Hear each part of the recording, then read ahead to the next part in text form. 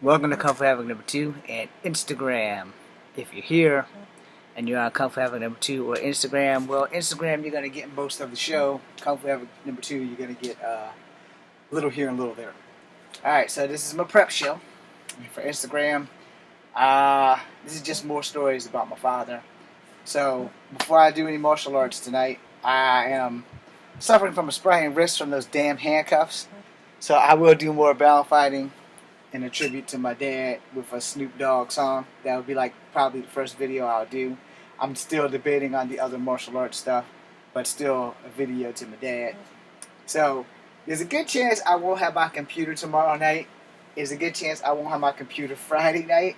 So there's a good chance that my plans to film stuff may go undaunted because my Mac is going to Best Buy tomorrow to see what we can do about a few things. Why I can't format to make my Scarlet Spider fan film, and why this shit keeps happening. Because if I have to keep just buying these bricks, I'd rather just keep buying these bricks than taking this bitch back to Best Buy every time one of these damn things shred. And Apple, why does this keep happening? It didn't happen with my old Mac. My old Mac, the damn power strip never had this problem, like ever. What are you guys doing there? Are you guys like all not paying attention to your own technology and like fracking up big time? No computer should ever have to go from here all the way to here and have this little rubbery thing become a fire hazard. So you guys probably want to fix that before somebody loses their life. And by somebody, I specifically mean me. Alright, so I'm going to talk to y'all about my last conversation with my father, and then I'm going to go into doing martial arts with a Snoop Dogg song or so. Alright, so first and foremost, I talked to you guys earlier today on Instagram, but not on YouTube or TikTok or any other social media, but Instagram got it. I talked to you guys about the fish and the little golden stripe on the goldfish, or went across his belly or up his belly or whatever the fuck I said. There was a mark on the goddamn goldfish, alright? So, I want to tell you a couple of more stories about my dad before we get started. I also talked about the moral lesson my dad taught me about because I'm his son, I have to be treated a lot harder than he would treat my cousin Bill, because my dad wanted to teach me a moral lesson about just because you are someone's son doesn't mean that you get treated the best, and that fairness is a thing, which goes with the giant Pepsi bottle and Bill getting most of the Pepsi and me getting the bottle and less of the Pepsi.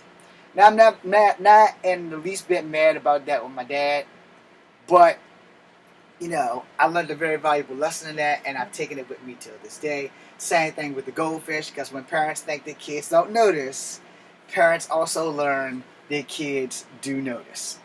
Alright, so the last conversation I had with my dad, I was doped up because of my hip replacement. I literally was high as a fucking kite. So I was talking to my dad, and we called each other every night, especially after my hip replacement. Sometimes he called me like 3 or 4 times a day, which some phone calls I answered, and some phone calls I didn't, because whatever they had me on, I was in La La Land like fucking forever. The first 2 set of drugs that I had me having delusions. I was flying to Canada with my walker. I was like Iron Man shooting up strippers and shit. And no disrespect to strippers, you are the last people on earth that me personally would ever fucking shoot. I love girls, I love boobs, and I love strippers. Also love pole dancers, but in these strip clubs in Canada, I never really seen any girls on poles. And in the strip clubs here in Virginia, like Richard's Rendezvous and the Paper Moon, yes, I'm guilty of going to mostly Richard's Rendezvous, but, I've never really seen them on poles, and I haven't been back to them since my surrogate father, Mr. Shiflett, passed away. My biological father and I have never gone to a strip club, but, he was a little bit more of a tight, religious type guy. He wasn't like super religious, but he was religious enough that strip clubs was not his thing, unless he had a secret life that I didn't fucking know about. But him and I have never gone to a strip club. Now my surrogate father, Rick, and I, we went to plenty of strip clubs, and most of them in Canada, where the rules are a little laxed. All right, so the last conversation my biological father and I had was I was watching wrestling, and Snoop Dogg was on wrestling with Sasha Banks, and we were talking, and I was like, "Yeah, Dad, Snoop Dogg was on wrestling last night. And he's like, yeah, I know who Snoop Dogg is. And then he's like, yeah, because he's having a concert tonight. And I was like, yeah, they was in Richmond that night that I had talked to him before he died. He was listening to Snoop Dogg outside, and that's how this came to be. It's like, Dad, how the hell are you listening to Snoop Dogg? And do you even know who the hell Snoop Dogg is? And he said, yeah, I know who the fuck Snoop Dogg is. I said, yeah, tall motherfucker, ain't he? He said, yeah, well, he's as skinny as you. And I was like, yeah, I thought he was big at one time, too, until I actually seen him. And I was like, oh, God, Snoop is actually pretty fucking skinny. It's like, yeah, he's just tall as shit. It's like, oh, okay, and no offense to Snoop Dogg, he is tall as shit. And my dad actually likes Snoop Dogg music. I didn't know that he knew Snoop Dogg. I didn't know he liked Snoop Dogg, because my dad, he basically listened to country music. Alright? But he didn't know that Hootie and the Blowfish initially wasn't a country band when Darius Rucker went solo. He just knew that it was Darius Rucker. He didn't know that Hootie and the Blowfish was the same group that Darius Rucker came from until he caught me playing You and Me, We Come From Different Worlds. You like to laugh at me when I look at other girls. It's like, that sounds like Darius Rucker. I said, that is Darius Rucker. It was when he was in Hootie and the Blowfish. So, we got to talk about Snoop Dogg. And the Snoop Dogg concert was on, and I was talking to him about how this fucking medicine now, because I'm on my third set of medicine, I was like, this medicine, I'm sleeping like almost 18 hours. I mean, I'm sleeping my ass off. Now, the first two medicines, I was like delusional as fuck. So the last medicine, I was sleeping too much. And so the doctors was like, all right, well, just take half a pill until we can find you something else. And so I was only taking half a pill, and I was sleeping. But before I went to sleep, I always told my dad I loved him. He always told he loved me, and we talked a lot. Up until the day he died, we talked on the phone. I mean, we almost talked on the phone for almost 3 hours, like straight. When I got off from work, I would call him, or if he got off from work, he would call me. I never, ever thought that I would never see him again. Never. And I'm one of those people, I don't say goodbye to anybody. I always say, be seeing you, or good journey, because saying goodbye is permanent. And I expect to see you another day, because I'm believing that the good Lord's going to let me see you another day. And I believe the good Lord's going to let you see me. So I never said goodbye. I never, ever said goodbye. I never told my dad goodbye, ever. I didn't get to say goodbye to him 6 years ago when he died. And I never said goodbye to him. We used to say goodbye when I was a child.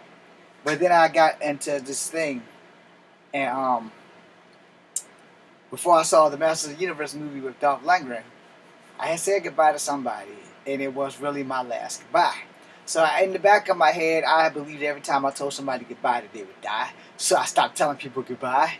I know it sounds fucked up, but, I stopped telling people goodbye. Then I saw Masters of the Universe with Dolph Lundgren, and he said that, when they was on Eternia, he said, we don't say goodbye on Eternia, we say good journey, so that we will journey and see each other again. And I just kept that philosophy. So whenever I tell anybody farewell or be seeing you, it's basically me saying goodbye for now, and not goodbye forever. Because I always thought that goodbye is goodbye forever. So I'm one of those people who, if at all possible, I will not say goodbye or bye or anything negative in that fashion. I'm like, yeah, I'll see you later, or I'll see you tomorrow, or be seeing you, because I have every intention on living to see the next day. I have every intention on seeing you again. I had every intention on seeing my father again.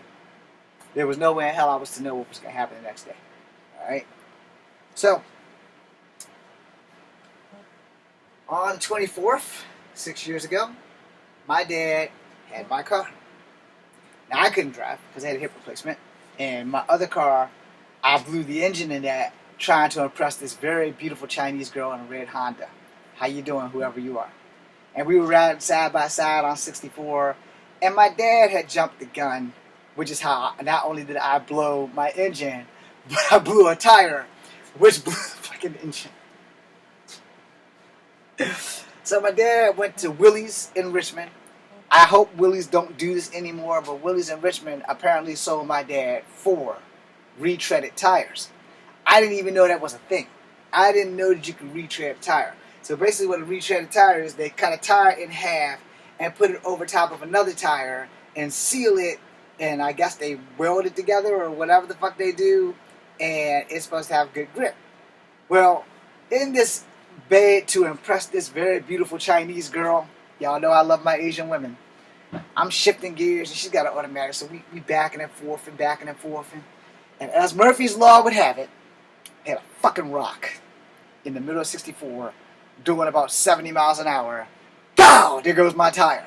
But it didn't blow my tire. It just ripped the retreaded part of the tire off, which fucked up my bumper, which caught the car shaking, which blew out my fucking light. So I had to pull over, right?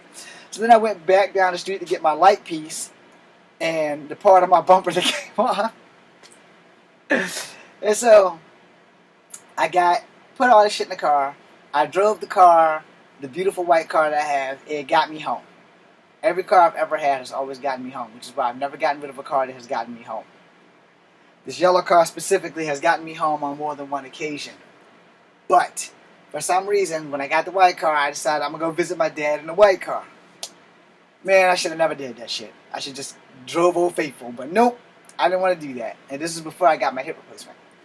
So this is the year I found out that I needed the hip replacement, which is how this shit happened. So I blew the engine in the car, and I went to my normal mechanic, but I didn't have $1,000. So we searched and searched and searched, and one of my brother's friends had got me an engine for $900. It was just $100 less than $1,000. So my dad sold his van so that my white car could have an engine, and we were going to swap out because my white car had more technology, had airbags and shit like that, and I was down with that because I like not driving people around because I only have a two-seater. I miss my Honda CRX, but not as much as I miss my dad. Every time I see a Honda CRX, I tear up a little bit. So I got home, told my dad what happened. Engine blew. He's like, well, what the hell happened?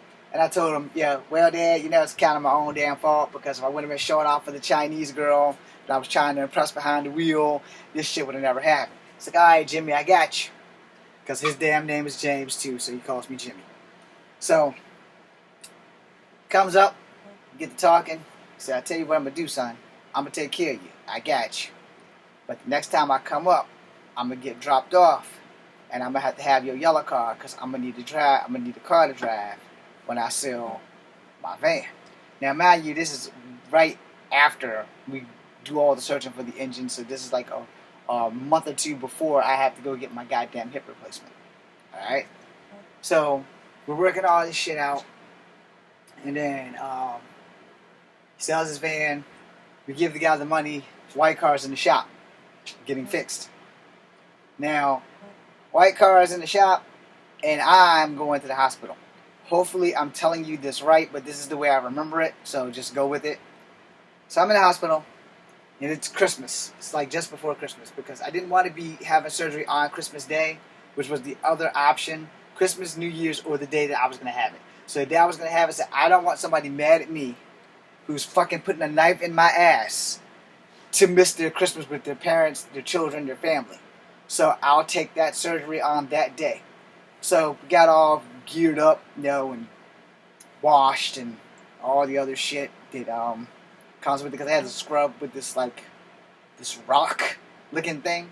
It was a bristle brush thing on one side, but the soap looked like a rock. So I guess I was like exfoliating because it hurt like shit. I had to get up at 4 o'clock in the morning and rub this shit all over my body and shower and all this other shit for like about an hour. My surgery was at 5:30 or 6. I can't really remember. But when I got there, I know that they had me sit in the waiting room. Then they called me in. And they said, all right, this is what's going to happen. You're going to go to sleep. And when you wake up, you'll be here for 2 days. I was like, okay. So I was talking to the nurses, and they were all pretty black girls, real red bone-ish girls. And I'm talking to them, and they were all wearing purple. And then I woke up. When I woke up, there was other nurses in the room. And I was like, okay. And my dad was in the room, and he was crying, and he wiped the tears off his eyes. I said, good, I'm glad you finally woke up. Now I can go home. I said, you been here this whole time? He said, I never left you until they put you in the operating room. I said, and when you came out the operating room, I've been right here waiting for you. So I was like, okay. So he went home, came back the next day, and by then, the nurses had to take the catheter out. So they all got a good joke when I said, look, whatever you do, don't tell anybody on the earth how small my penis is when you take this catheter out. And so they took the catheter out, and it's like, we promised we won't tell. And I said, yeah, as soon as these chicks go out of the nursing room, they're probably going to tell everybody. Anyway, that's part of the story. So, have surgery. My dad brings me all the way back to Charlottesville, and he drives my car home. So now January is here, and he's working, and he's driving my car to work, and we calling each other day after day, which goes all the way back up to what I said at the beginning of the video with the Snoop Dogg. So, like I said, I never said goodbye to my dad, and I still never got the chance to say goodbye to my dad.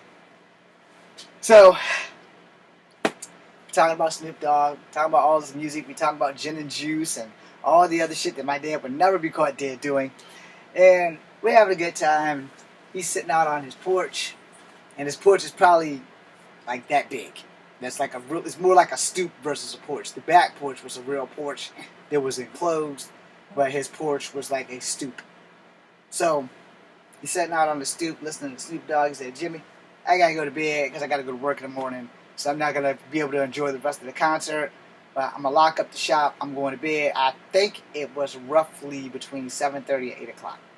My dad's bedtime is usually 11. But he turned in extra early that night. So, I ain't think nothing of it. I took my medication. I went the fuck to sleep. Now, I'm not working at this point. I talked to my dad about going back to work.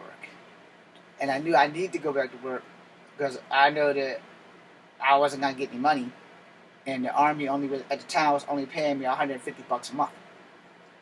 Whole lot of stretching when you only got $150 a month. And my job wasn't paying me because I wasn't working. So I go on and on throughout my day. Not at work. I'm doing my therapy. I'm walking up and down the road with this fucking walker. And I come in the house, and I get this phone call. And I'm like, okay. I'm leaving the hospital off for obvious reasons. And I get this phone call. And it's like, Mr. Williams, are you the son of James Williams Sr.? And I say, yeah. Well, I got to inform you that your father has been in an accident. Alright, look. What I'm about to say is going to sound cold, but this is who I am. I was like this before I joined the Army. The Army only made me a little bit less sensitive, I guess. But I'm a truth teller and I'm a truth seeker. So the best way I can put it is, I didn't fucking hesitate to ask him. I was like, is my dad dead or is my dad alive? Because you said he was in a horrible accident. And so me and this guy on the phone, we going back and forth.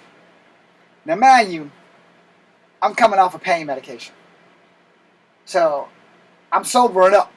And I'm not a happy motherfucker right now. And this guy refuses to tell me that my father's dead.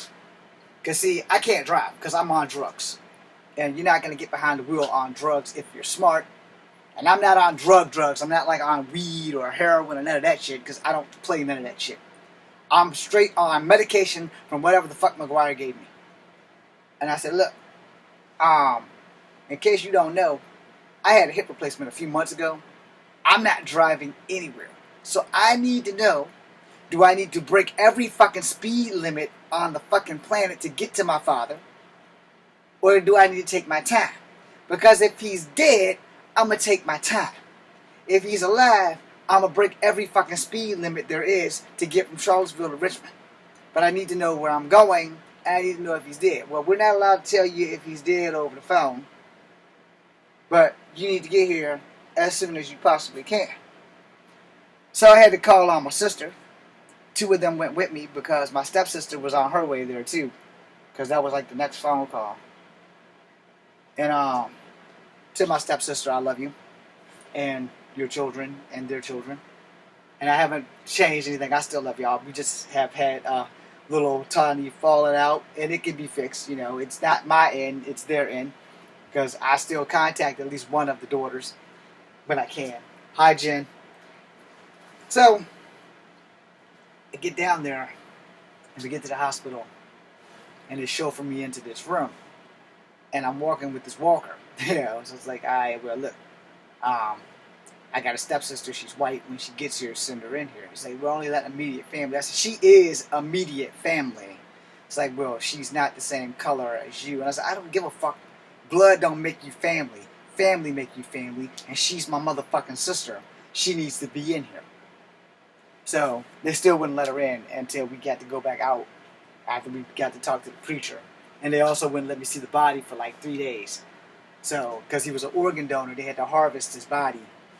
So they couldn't tell me if he had died behind the wheel from having a heart attack or if he fell asleep. But either way, he crashed into a fucking tree. He died. And the hospital still, to this day, had never been able to give me confirmation on what killed him. So that's something I'm going to have to ask when I go to the great beyond. I miss my father. So if this is boring y'all can go away. I'm almost done. I'm going to go into martial arts and do another tribute to him in a minute. But, yeah, they just wouldn't tell me, you know. And so I'm there. I'm too doped up to cry. You know, it's hitting me, but I'm so high that I can't cry. And I'm sad, but I'm high, so it's not a fucking good feeling. And so my big sister, who's also his kid, she was being strong for me, so she wouldn't cry. My other sister, who isn't his kid, but, you know, family. So she was being strong for me. None of them would cry, so I won't cry. And my stepsister, she wouldn't cry, so I wouldn't cry. So I don't think I really cried until the day of cremation. You know, and then we had to settle all of his affairs and all that shit. But I never got to say goodbye to my father. Now, I'm not going to tell you guys to do this, because I'm still never going to do this. But you should probably learn to say goodbye to people, just in case you don't get to see them again. On the other hand, I'm totally against it, so you don't have to do that, because I'm never going to do this. I always say be seeing you. I will say be seeing you until the end of time, or at least the end of my time here. So, you know, I love my father, I miss my father, and I still carry the burden 6 years later of him crashing my car and ending his life. Now, before anybody asks, no, it was not a suicide, because my father and I, we've discussed suicide. He said the only way he would ever commit suicide is if he ever reached fuck it, and he'd go into the water and just let the water take him. So it definitely wasn't a suicide. But, you know, heart attacks happen. My father had a heart attack when he was 25. He never had another heart issue, but he had a hernia and some other health issues. He also was diabetic. So anything could have happened. His sugar could have fell. Lots of shit could have just gone completely wrong.